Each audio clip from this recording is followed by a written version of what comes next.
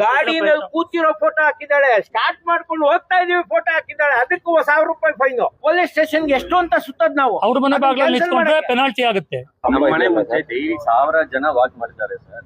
ನಮ್ physically challenge walk ಮಾಡ್ತಾರೆ, ಯಾರು ಕಂಪ್ಲೇಂಟ್ ಕೊಟ್ಟಿಲ್ಲ ಸರ್. ಇವ್ರು ಒಬ್ಬರೇ ಕಂಪ್ಲೇಂಟ್ ಕೊಡ್ತಾರೆ ಸರ್. ಇಲ್ಲಿ ಪಾರ್ಕ್ ಮಾಡಿದ್ದೆ ನಮ್ಮ ಮನೆ ಮುಂದೆ ಯಾರೋ ನಿಲ್ಸಿದ್ರು ಅಂತ ಫೋಟೋ ಹಾಕಿ ಪೊಲೀಸ್ ಕಳಿಸಿದಾಳೆ, 1000 ರೂಪಾಯಿ ಫೈನ್. ಸರ್ ಗಾಡಿಗಳಿಗೆ 4500 ರೂಪಾಯಿ ಟಿಕೆಟ್ ಇದೆ ಇವಾಗ. ಅವ್ರ ಮನೆ ಮುಂದೆ ಏನ್ ನಿಲ್ಸಿಲ್ಲ ನಾವು.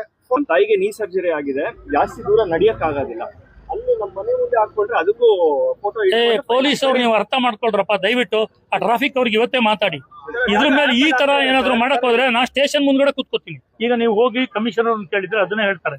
ಒಬ್ರು ಫಿಸಿಕಲಿ ಚಾಲೆಂಜ್ ಪರ್ಸನ್ ಇದ್ದಾರೆ, ಅವ್ರ ಮನೆಗೆ ಮಾಡ್ಕೊಂಡಿರ್ತಕ್ಕಂಥ ರ್ಯಾಂಪ್ ಅನ್ನು ತೆಗಿತೀನಿ ಅಂದ್ರೆ ಎಷ್ಟು ಸ್ಟ್ಯಾಟಿಸ್ಟಿಕ್ ಆಗಿರ್ಬೇಕು ವ್ಯಕ್ತಿ ಅಂತ. ಕೆಲವು ಅತೃಪ್ತ ಆತ್ಮಗಳಿರ್ತವೆ, ಅವಕ್ಕೆ ಶಾಂತಿ ಇಲ್ಲ. ಯಾರೋ ದಬ್ಬಾಳಿಕೆ ಮಾಡ್ತಾರೆ ಅಂತ ಹೇಳಿದ್ರೆ ಅವ್ರಿಗೆ ಕೇಳ್ಕೊಂಡು ನೀವೆಲ್ಲ ಬಿಟ್ಬಿಟ್ಟು ಅವ್ರ ಮೇಲೆ ಮಾಡಿದ್ರೆ ಬಾಕಿ ಜನ ಎಲ್ಲಿ ಹೋಗ್ತಾರೆ?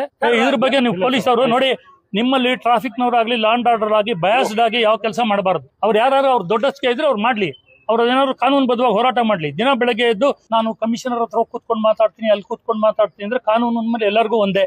ಯಾರು ನೋಬಡಿ ಇಸ್ ಎಬೋಲ. ನೋಡಿ, ಮನುಷ್ಯ ನೆಲದ ತನಕ ಬಗ್ಬೋದು, ಅದಕ್ಕಿಂತ ಕೆಳಗ್ ಬಗ್ಗಕ್ ಆಗಲ್ಲ. ನಾವು ಎಲ್ಲರೂ ಒಟ್ಟಾಗಿದ್ದೀವಿ, ನಮ್ಮ ಅಧಿಕಾರಿಗಳಾಗಿರ್ಬೋದು, ನಾವಾಗಿರ್ಬೋದು, ನಾವು ಜನರಲ್ ಪಬ್ಲಿಕ್ ಪರವಾಗಿದ್ದೀವಿ.